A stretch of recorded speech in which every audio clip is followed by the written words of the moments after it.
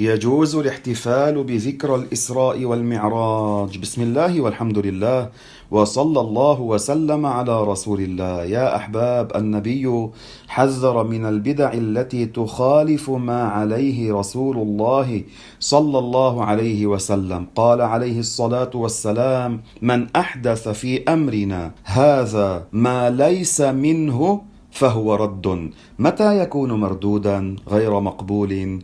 يكون مردودا غير مقبول إذا خالف ما عليه الرسول صلى الله عليه وسلم. وأما الاحتفال بذكرى الإسراء والمعراج وبذكرى المولد الشريف ونحوها من المناسبات، هذا جائز، هذا موافق لما كان عليه النبي عليه الصلاة والسلام. فنحن حين نعمل الخير في ذكرى الإسراء والمعراج ونستشعر معنى الاقتداء برسول الله صلى الله عليه وسلم، ونؤكد من جديد انتماءنا لهذا النبي الكريم صلى الله عليه وسلم، وأننا على العقيدة والنهج التي جاء بها، فنحن بهذا لا نكون غالينا ولا نكون أحدثنا شركا أو بدعة مذمومة. هذا من البدع الحسنة، أي ما أحدث وهو حسن، بدعة هدى.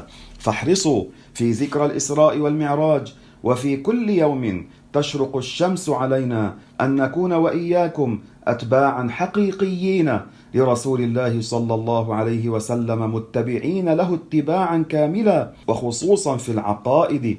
نعم، عقيدة الرسول أمانة في قلوبنا، أمانة نحملها بإذن الله تعالى طول الزمن. علموها للناس، علموها لمن حولكم، أوصلوها إلى قلوب الناس. عقيدة حقة تلقيناها من علماء أفاضل، أخذوها من علماء أفاضل يتسلسلون بسلسلة شريفة إلى رسول الله صلى الله عليه وسلم. احرصوا على أن توصلوا أحكام هذا الدين الحنيف، الأحكام السمحاء، إلى قلوب الناس بالخلق الحسن، بالموعظة الحسنة، بالرفق الذي كان عليه الرسول صلى الله عليه وسلم، وبمحبة الخير للغير كما فعل ذلك سيد العالمين محمد صلى الله عليه وسلم.